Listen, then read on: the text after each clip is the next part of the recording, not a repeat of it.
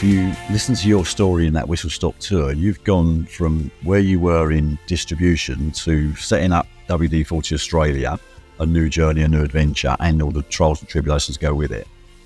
You've then taken on the biggest job in the organisation. And at which point did you think, shit, have I done the right thing here? Am I going to get found out? Am I really going beyond my capabilities? I don't know that I ever thought that, because I always believed that I was not the smartest knife in the drawer. I mean, I honestly used to introduce myself as, "G'day, I'm Gary Ridge. I'm the consciously incompetent, probably wrong and roughly right chairman and CEO of WD-40 Company." And I think that was the key, is that our job as leaders or coaches is not to run onto the field and try and kick every ball. Our job is to find the best players we can, to observe the play, spend a lot of time on the sideline, know what it takes to win, make sure that the ball's got air in it and pumped up, so that in other words, the resources were there, and then spend a lot of time in the locker room.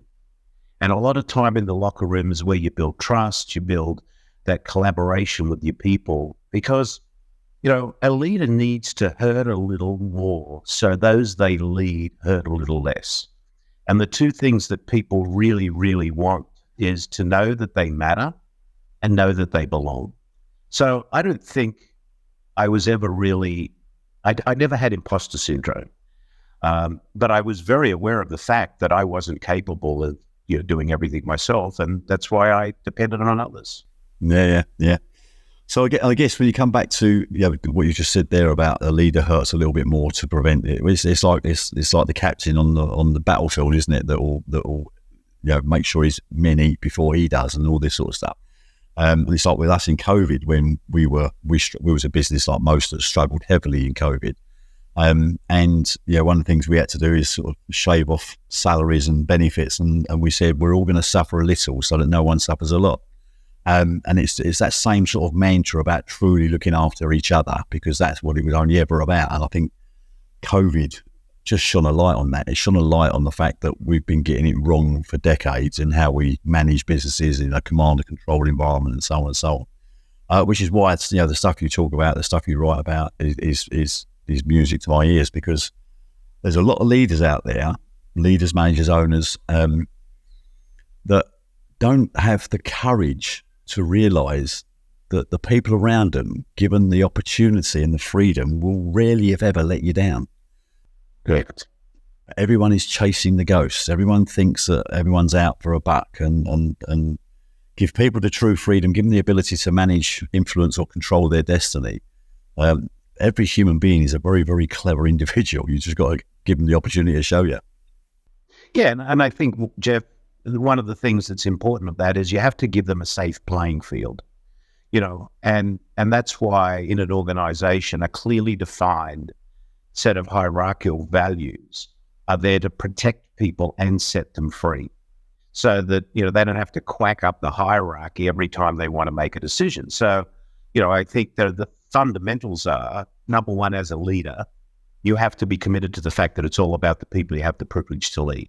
Number two, you have to have a authentic and clearly defined purpose of why we get up every day. At WD-40, our purpose was to create positive, lasting memories. Yeah. And we did it with the products we sold, with the relationships we built, with the way we treated our teammates, or our tribe mates, as we call them. Then you have to have a set of values, which is the playing field. Is this a safe playing field? Then you have to have a clear strategy. You have to be bold at execution. And then you have to reduce fear in the organization. And we did that by taking the word failure out and then replacing it with learning moments. So we said that we never make mistakes. And I go out speaking on the speaking circuit. I get up and I say, I'm going to make a comment now that's going to blow your brains out. I've never made a mistake in my life. And everybody kind of goes, I said, but I've had millions of learning moments. And once you get to the point of understanding that every opportunity is a learning moment, it's actually the trigger for success, because the definition of a learning moment is a positive or negative outcome that has to be openly and freely shared with all people. So that's what we have. So take fear out. And then once you've got those things in place, our job as leaders is to help people win, help them win their game. But unfortunately, a lot of people protect their own comfort zone at the expense of other people's development, because servant leadership is not about kumbaya, popcorn and pizza. It's a balance between being tough-minded and tender-hearted, and the genius is in the end, in the middle. Yeah, and again, I think, listening to you, and what was interesting is when you sort of talk about failure, which has a negative connotation to 90% of the population of the world.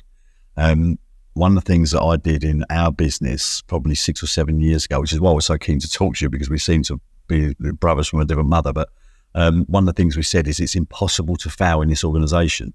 You only succeed or learn. Because if you have fear of failure, you'll never be creative. You'll never try anything new, and nothing will change. The world will stand still, which is a pointless existence. And then we also go on to say, why do we all even exist on this planet? What is anybody's purpose? We can all say, oh, well, my purpose is to, save the whale or save the oceans or save the Amazon forest. How do you make it more simplistic? Our purpose on this planet is purely to look after our fellow men before we look after ourselves. And it's to share knowledge. That's the two reasons we're here. And there's no other reason for us to be here. I love the saying as well, no soldier goes to war for God and country. They go to war for the person on their left and the person on their right.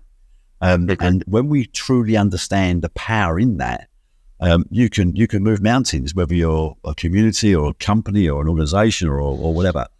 It's about putting people at the heart of it, right? Yeah, absolutely. At WD-40, we called ourselves a tribe, not a team, because one of the biggest desires we have as human beings is to belong. And our tribal promise was a group of people that came together to protect and feed each other. That was the promise we had to each other. That's why we got up every day. And it was interesting during COVID, and we all went through so many different emotions and times of uncertainty.